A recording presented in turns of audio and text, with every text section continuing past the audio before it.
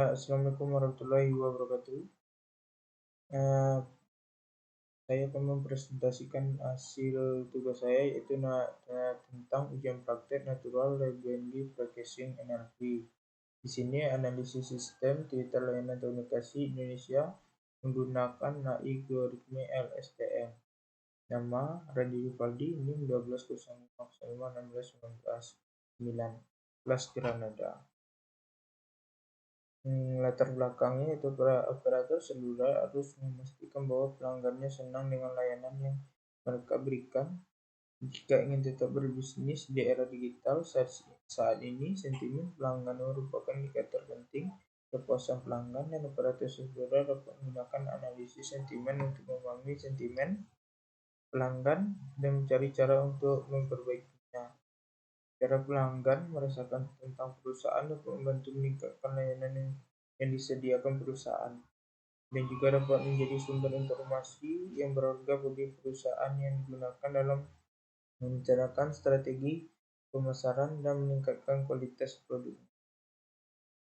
Analisis sentimen. Di sini dataset tweet sentimen seluler service provider yang diambil dari GitHub. Kemudian diagram hadir. Yang pertama, install dan import library. Pada langkah ini akan menginstal pustaka yang diperlukan untuk melakukan tugas analisis sentimen pada kumpulan data tweet dengan algoritma LSTM. Kemudian data accuracy, di mana mengumpulkan data sentimen dari sumbernya yang akan digunakan untuk melakukan analisis sentimen menggunakan LSTM. Kemudian text processing. Post processing ini merupakan membersihkan data dari NAS atau informasi yang tidak relevan sehingga lebih akurat dan memiliki kualitas yang lebih baik. Kemudian word embedding adalah cara menyegel makna dan struktur kita lalu menjadikannya sebagai vektor numerik. Kemudian deep learning, algoritma DL yang digunakan dalam tugas ini LSTM. LSTM akan diprogram untuk menganalisis setiap tweet yang menggunakan sentimen yang diungkapkan. Kemudian processing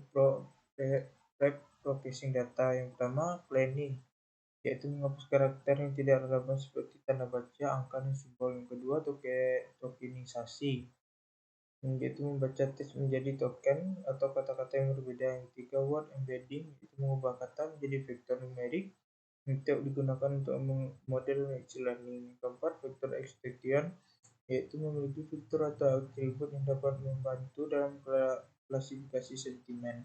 Yang kelima, splitting data, yaitu membagi data menjadi data training dan data testing untuk mengukur performa model. Kemudian ekstraksi fitur, di mana yang pertama word vector, yaitu mengubah setiap kata data teks menjadi vektor numerik. Teknik yang digunakan untuk pembuatan vektor kata antara lain word to vec dan goal vec. Kemudian yang selanjutnya yaitu punctuation removal, yaitu penghapusan tanda baca seperti titik, koma, tanda seru. Kemudian metode yang ketiga yaitu metode TF-IDV, yaitu menghitung frekuensi kemunculan kata-kata dalam teks dan menyesuaikannya dengan frekuensi kemunculan kata-kata tersebut di seluruh dataset. Kemudian metode words embedding, yaitu menggunakan vektor kata untuk mempresentasikan kata-kata dalam teks sebagai vektor. Model yang digunakan yaitu adalah model jaringan saraf tiruan optical neural network yang memanfaatkan algoritma LSTM untuk melakukan tugas analisis sentimen. Dalam tugas analisis sentimen, model LSTM dapat dilatih dengan data set Twitter yang sudah diberikan label sentimen, sehingga model yang mempelajari pola-pola teks yang berkaitan dengan sentimen ditentukan dan menghasilkan sentimen pada teks yang belum diberi label. Dengan menggunakan model LSTM, dapat melakukan klasifikasi pada teks Twitter ke dalam kategori sentimen positif atau negatif, sehingga dapat memahami bagaimana penggunaan layanan seluler merespon layanan tersebut pada platform media seperti Twitter. Performa modelnya. Baiklah, saya lanjut ke codingannya. Di sini saya menggunakan Google Colab sebagai codingannya. Di sini kita menganalisis sentimen dengan metode word embedding dan deep learning node for NLP. Di sini menggunakan teknik word embedding dan deep learning. Hasil yang diharapkan adalah sebuah model klasifikasi yang dapat memprediksi sentimen dari sebuah teks dengan akurasi yang baik. Karena kita akan melakukan pemodelan untuk klasifikasi teks dengan deep learning, maka setting numerik IP ke GPU atau Google Colab.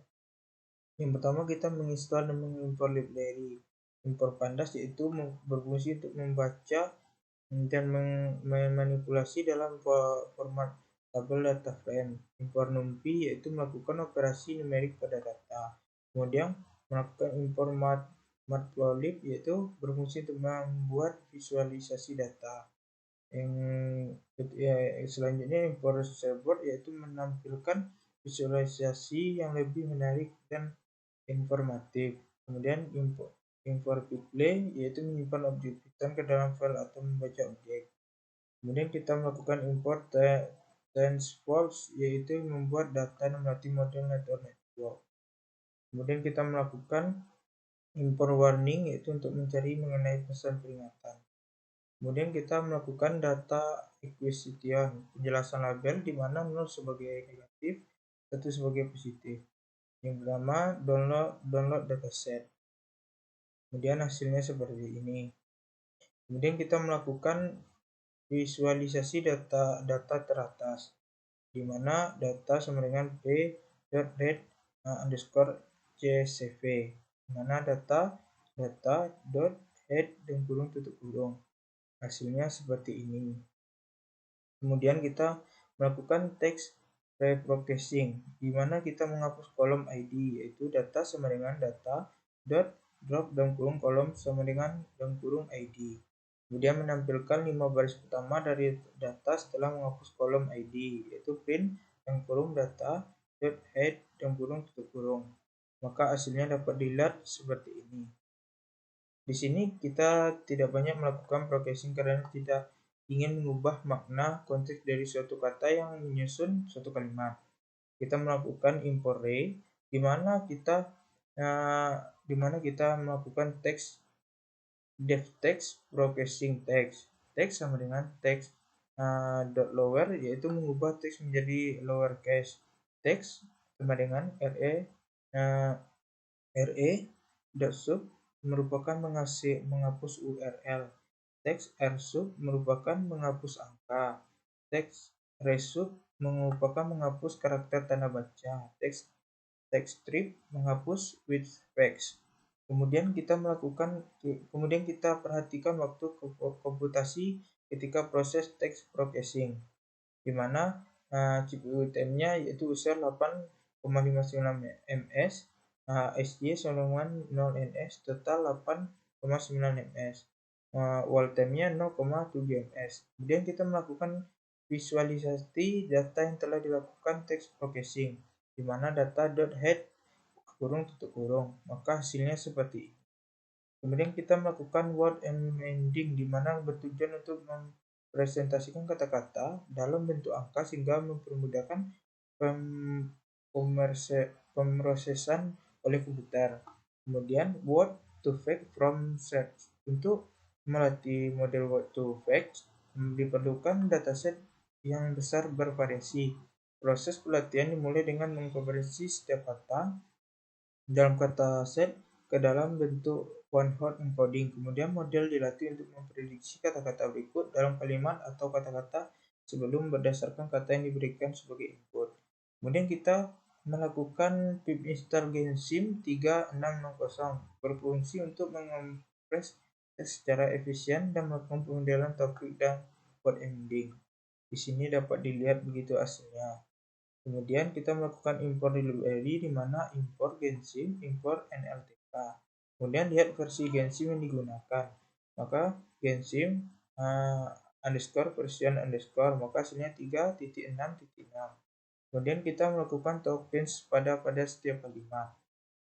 Setelah kita melakukan tokens pada setiap kalimat, maka dapat dilihat hasilnya seperti ini, yaitu name plain underscore text Twitter likes 300 dp object.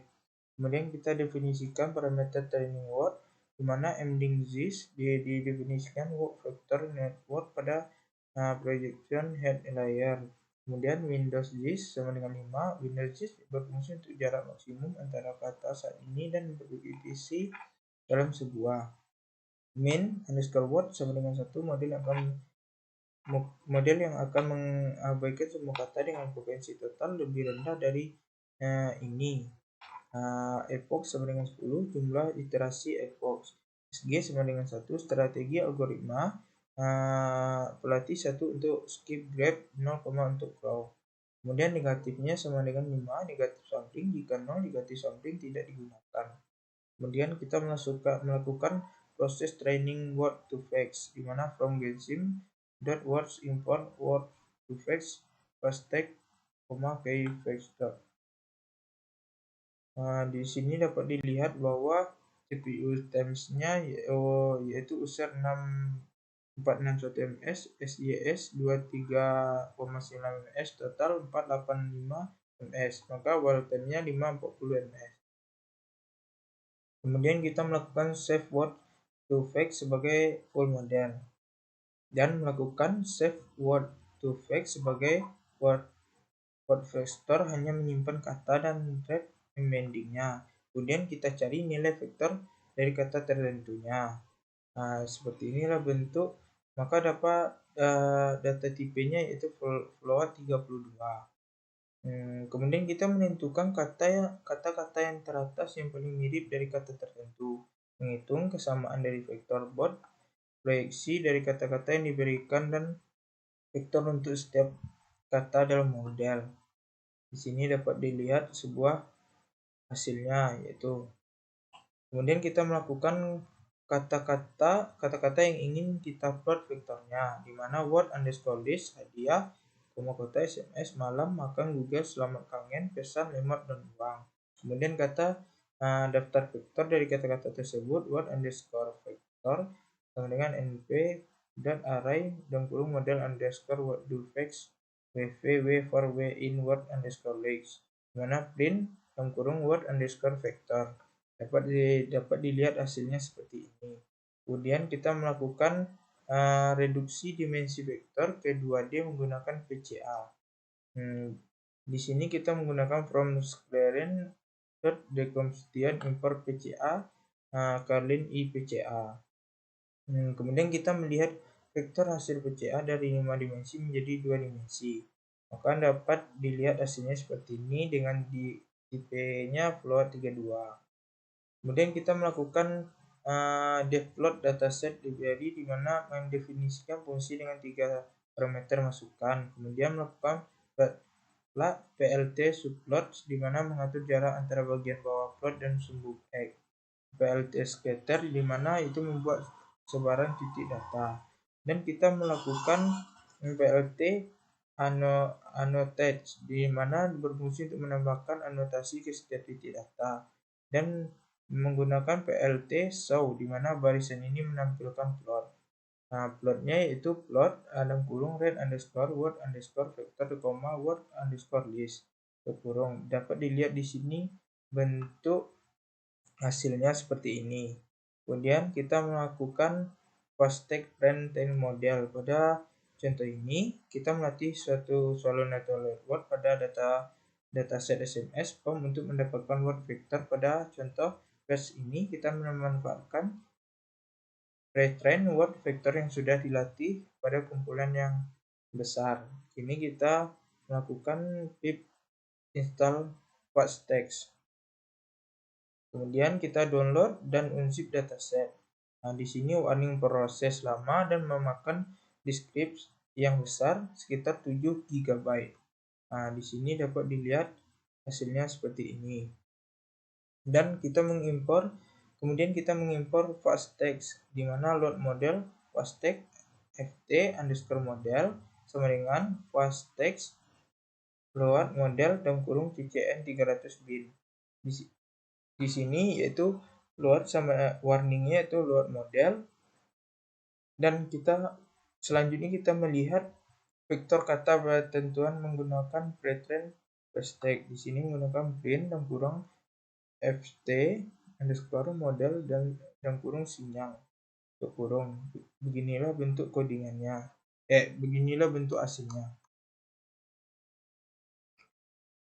Kemudian list kalimat. Kita melihat di sini dapat melihat list underscore kalimat bagus banget sinyalnya atau jelek banget sinyalnya.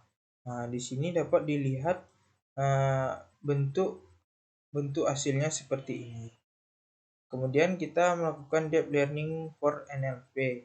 Yang di pertama kita yaitu memilih panjang squared mx lex. Di mana di sini ada banyak cara untuk menentukan max lex. Intuisinya adalah kita tidak ingin memotong kalimat atau terlalu banyak menambahkan padding komputasi lebih lama. Contoh ini max underscore lex ditentukan dari distribusi token dataset. Inilah bentuk density-nya, diagram density-nya token count. Maka di sini kita make underscore six underscore leaks sama dengan 60. Kemudian kita melakukan preparing data for embedding layer. Di mana di sini kita menggunakan tokening data, yaitu proses ini berada dengan tokening data pada text processing. Pada pemodelan dengan deep learning, tokening merujuk pada membuat debugging berdasarkan dataset. Di sini kita proses vektorisasi teks dalam mengubah setiap teks menjadi token, urutan bilangan, inti setiap bilangan menjadi indeks direction.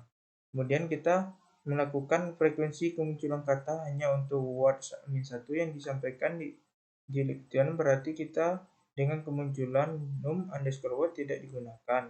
Kemudian kita OOV underscore token, yaitu berfungsi untuk token khusus untuk menggantikan kata yang terdaftar dalam dictionary. Kemudian kita tambahkan token padding untuk menyamakan ukuran dimensi embedding layer, di mana tokenizer dot word underscore index dan kurung pad. Kemudian tokenizer dot index word underscore word dan kurung 0 sama dengan pad. Kemudian kita lihat kata untuk pada dictionary yang dihasilkan, yaitu print dan kurung wv underscore dictionary underscore this. Maka di hasilnya 1003. Kemudian kita melihat dictionary hasil tokenisasinya, yaitu dapat dilihat di sini hasilnya.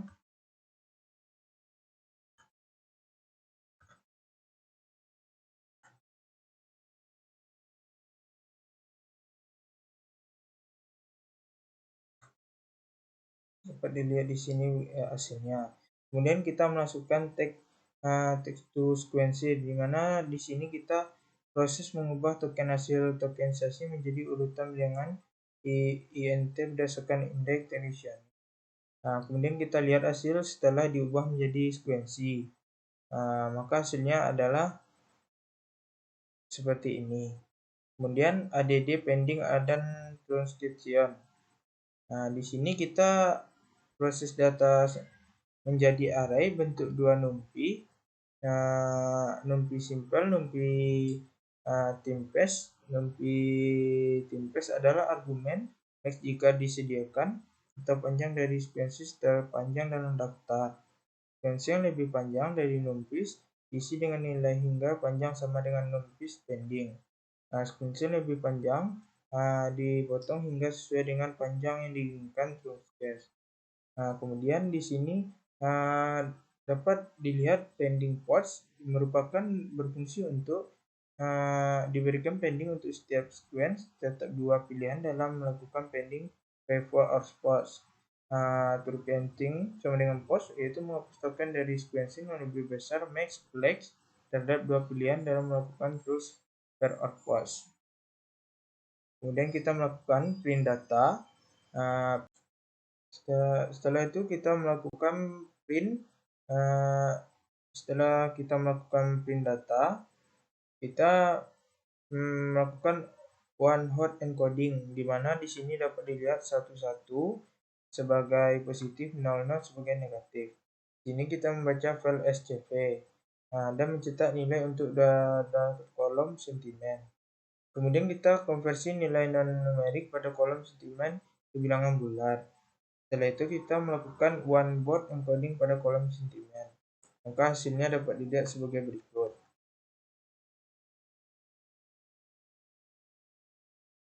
Kemudian kita melakukan trend dan text data spelling, di mana di sini kita melihat spelling, arrays, or nesting intro random training substrate.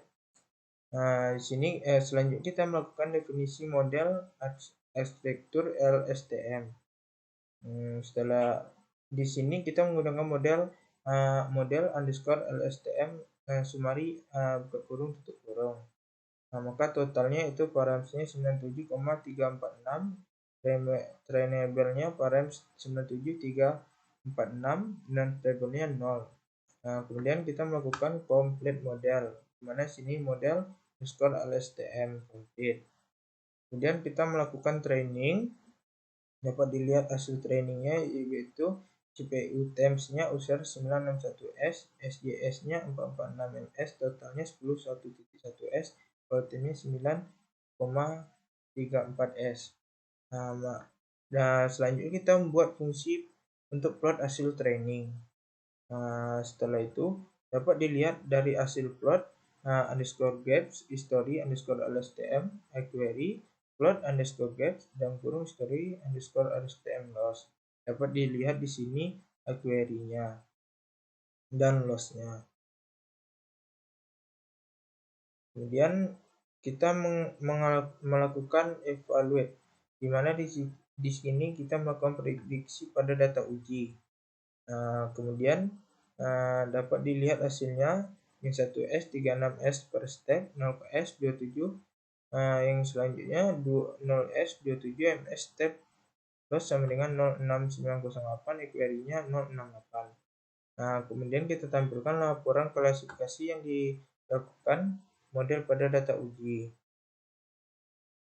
Selanjutnya kita melakukan load words to fact, di mana di sini kita melakukan load words to fact yang telah kita simpan.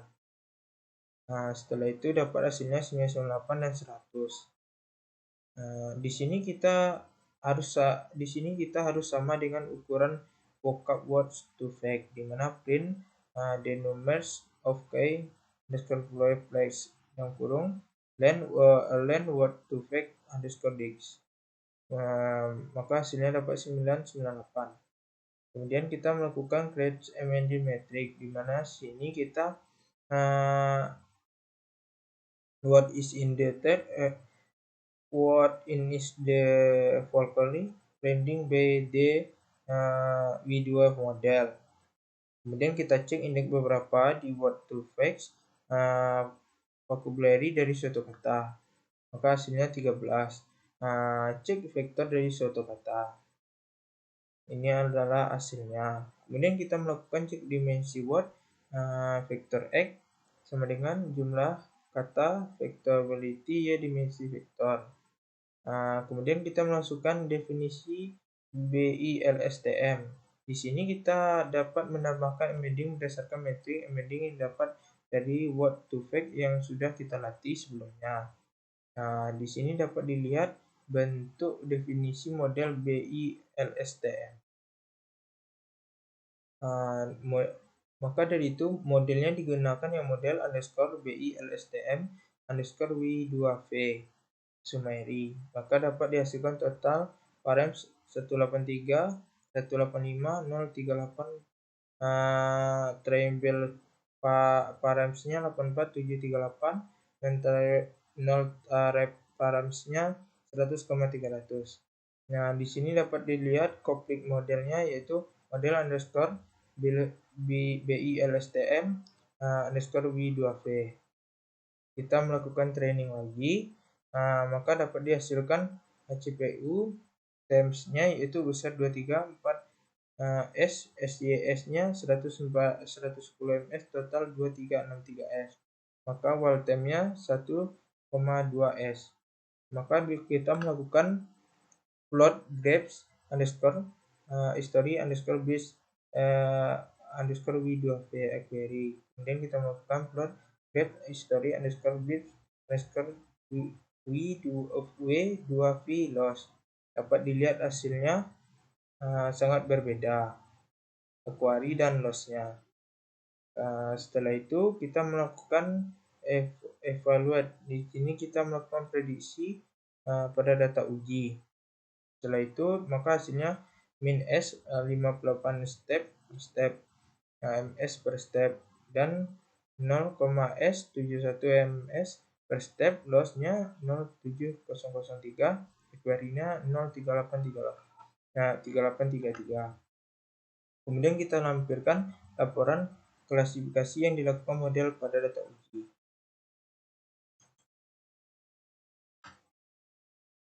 Kemudian kita dapat dilihat di sini model yang dihasilkan, yaitu 0, prediksiannya 037, recall-nya 0,58, F1 score-nya 045, support-nya 26.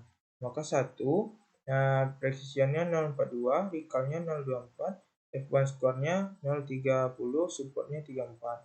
Query-nya yaitu precision, recall-nya tidak ada, F1 score-nya 038, supportnya 60.